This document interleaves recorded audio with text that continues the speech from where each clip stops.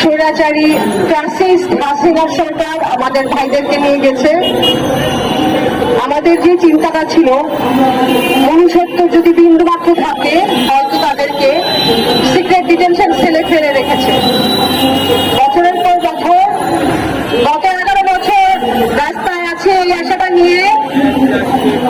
এই হায়না থাবা থেকে যখন আমার দেশ মুক্ত হবে, যখন আমরা এই স্বাধীন দেশে আমরা শ্বাস নিব, একটা রাস্তা দিয়ে একটা সিক্রেট ডিটেনশনের বাইরে আমার ভাইয়ের মতো যারা গুম হয়ে আছে, শফির আলম ভাই, ইলিয়াস আলী ভাই,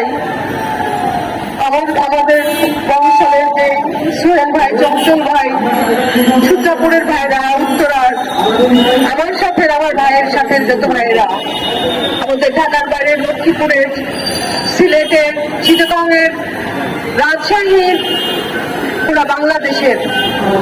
আজকে কিন্তু সরকার গঠনের পরে 6 দিন পার হয়ে গেছে। আমরা জানি না এখনো আমার ভাইদের কি হয়েছে। আমরা অনেক সাংবাদিকদের অনেক কাজ দেখছি, তাদের রিপোর্ট দেখছি, সেটা আমরা আশা করি না আমাদের ভাইদের সাথে কোনো কিছু এই সরকার করেছে। বেআইনি ভাবে তাদেরকে সিক্রেট ডিটেনশন সেলে রাখার পরে আমি আসলে বলতে পারি না যে এই রিপোর্ট গুলো আমরা পড়ি,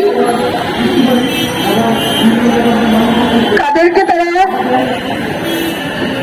ইঞ্জেকশন দিয়ে শীতলক্ষা নদীতে ফেলে রাখে। কোন পরিবার কে আছে যে এটা সহ্য করতে পারবে, এটা নিতে পারবে? তার পরিবারের একজনকে রাষ্ট্রীয় সংস্থা দ্বারা শেখ হাসিনার নির্দেশে তারেক সিদ্দিকের অ্যাডভাইসে জিয়াউল হাসানের মতো যত অফিসার আছে তাদেরকে কেউ অধিকার দেয় নাই আমাদের মায়ের মতো, আমাদের পরিবারের মতো সন্তানদেরকে ধরে নিয়ে যে এভাবে ডিটেনশন দেয়, এভাবে টর্চার করার। আমি জানি না আল্লাহ তাদেরকে কোন অবস্থায় রেখেছেন।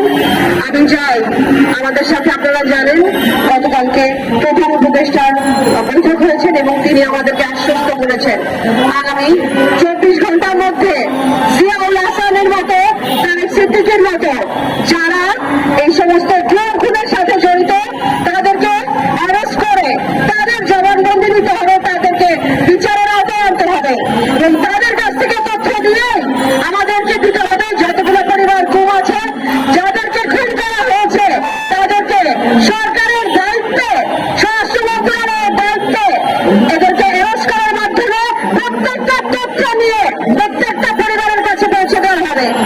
আয়না ঘরের মতো যত সিক্রেট ডিটেনশন সেল আছে, গুম করে রাখার যতগুলো ঘর আছে, প্রত্যেকটা ঘর থেকে বন্দী যারা আমার ভাইরা বেঁচে আছেন তাদেরকে ফেরত দিতে হবে এবং এই সব আয়না ঘরকে ভেঙে দিতে হবে।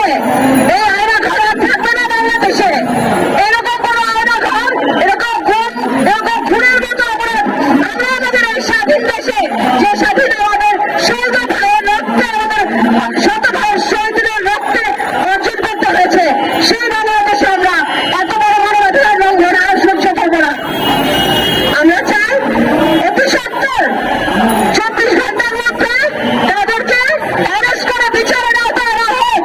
আমরা এই ভিক্টিম ফ্যামিলি, এই খুন হয়ে যাওয়া যাদের ভাইদেরকে খুন করা হয়েছে আর খুন করা হয়েছে, তারা যেন আবার রাস্তায় আসতে দেওয়া হয়, তারা যেন এরপর বিচার করতে পায়, এরপরে যেন আবার দেখতে পাই যে আমাদের ভাইদেরকে ধরে নিয়ে গেছে, অনৈতিকভাবে, অবৈধভাবে টর্চার করেছে, অমানবিক নির্যাতন করেছে, তাকে আমরা ফাঁসির কাছে দেখতে চাই। আমরা পুরো বাংলাদেশের নাগরিক এখন অপেক্ষা করছি যেন তাদেরকে অ্যারেস্টের খবরটা আমরা শুনতে পাই। আমাদের সকলের দাবি, আমাদের সবার একটাই দাবি এখন, তাদেরকে 24 ঘন্টার মধ্যে জিয়াউল হাসানের মতো যত অফিসার আছে তাদেরকে অ্যারেস্ট করা হোক। এই প্রথম দাবিটা আমরা যখন তাদের কাছ থেকে জানতে পারবো, আমরা আশা করি আমরা তখন সকলকে বিচারের আওতায় আনতে পারবো। আমরা আশা করি আল্লাহ আমাদের এই এতদিন শুনছেন এবং আল্লাহ আমাদেরকে, আমাদের স্বজনদেরকে আমাদের কাছে ফিরে আসার জন্য সাহায্য করবেন। আমরা